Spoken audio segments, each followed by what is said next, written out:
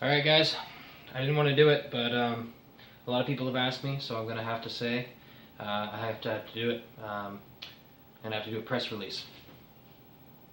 That was it. That was a press release. Pretty short, huh? Alright, so press release.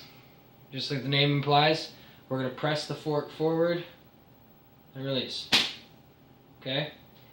No twist, no tweak, nothing. Okay? This has got a proper fork gap. This is my veggie peeler PFS. Thumb in the same position, finger in the same position. Okay? You're going to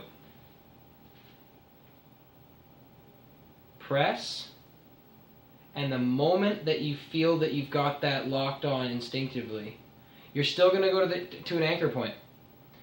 You don't have to go to an anchor point. You can float. I float too, actually. Quite often I float, but I go back and forth. The point is it doesn't matter. As you probably heard Rufus Hussey say, it doesn't matter where the sand is, right? It just matters where the sand is. He was right. And you don't need a tweak or a twist. I shouldn't say you don't need, but for what I'm talking about, because we're not going to be just, we're not going to be relying on the flip here. The flip is going to happen up front. And it's inherent to the way that the shot happens that happens. So we're going to draw this way, okay, in this manner. Collecting up here, up near the face, pushing forward, and once we've dictated our target up front, that's when this releases. Now, what makes this special, it happens in your head. You can't really see it when I'm describing it, but you'll know what I mean. As I'm pushing forward, the minute that the tension is built up on these fork tips that I can feel in my left hand, or my fork hand, the minute that tension is built up such that I know that it's right, the shot where it's going to be released, it's a two-part release. I'm not just releasing here, I'm flipping at the exact same time. And the thing is that where people get confused with this when I say that about snapping the wrist forward at the same time that the pouch is released, then they break it into two separate steps. It's not. It's one step done by the wrist.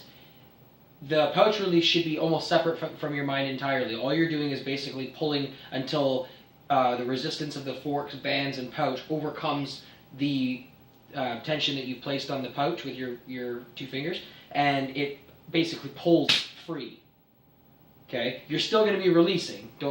I don't want you to think that this is going to be like a surprise shot or anything. You're still actively releasing it, but it's just so much less than a static draw, and then everything happens from just this releasing here. Okay, it's a dynamic motion, so you're involving both hands simultaneously. So right as the tension's built up and this guy lets go, this hand knows that all of a sudden the tension that's on here is you're using that so that it's that snap. When you're wanting that drop to happen, it doesn't have to just be your hand being fast. It's being assisted by the fact that when the bands are released and that tension's released, it wants to snap. So it ends up looking like this. See my hand? Watch how fast my hand snaps forward. It's like a mousetrap. Right? Draw, snap. One clean motion. Keeping that pressure on with the thumb, keeping the trigger finger wrapped around to make sure everything's all dead forward. Draw, snap. One clean motion. And the can in the catch box in there. Draw, snap. See that? Draw, snap. That was a little bit sloppy. Draw, snap. And you see I'm doing the floating right now. Do one more time, or two more times with the floating anchor. Snap.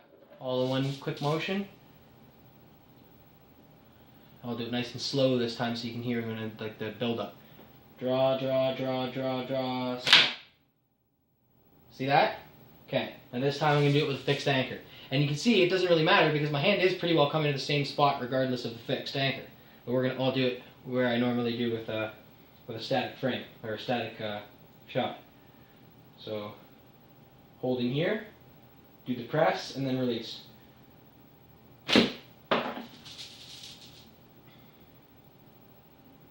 Draw.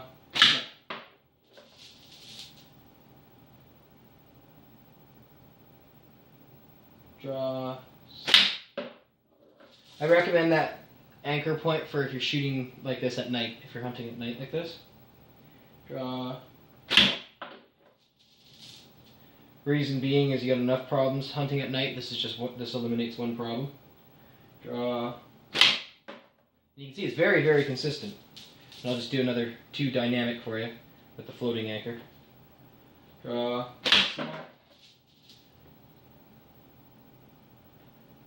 Draw. Oops. That was a little weird.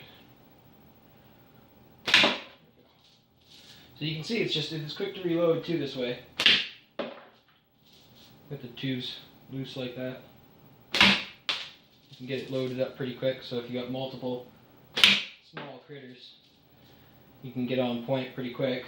You don't have to be so precise, because if they're little, I mean, usually a body shot with one of these half-inch marbles doing 200 plus FPS, that's usually got all the juice in the world to smash up their rib cage, or if it's a headshot, it crushes the skull. They're dead on the spot. One last one. Do the anchor point one for you. Alright. So that's it. This is just the, like I said, Veggie Peeler PFS. The Dankong 2040 tubes on there. Simple shot, sure shot pouch. $1.25 at the Dollarama there. Lovely little frame. And yeah, can't go wrong. Instinctive shooting is a great way for taking care of pests. I find it's probably my preferred way to take care of pests in confined environments. So hope you guys found that useful and maybe even somewhat entertaining. If you liked it, subscribe and comment, and we'll see you in the next video. Maybe thumbs up, I don't know, up to you. Yeah, get out and shoot something in the meantime, and take care of yourselves, guys. Peace out.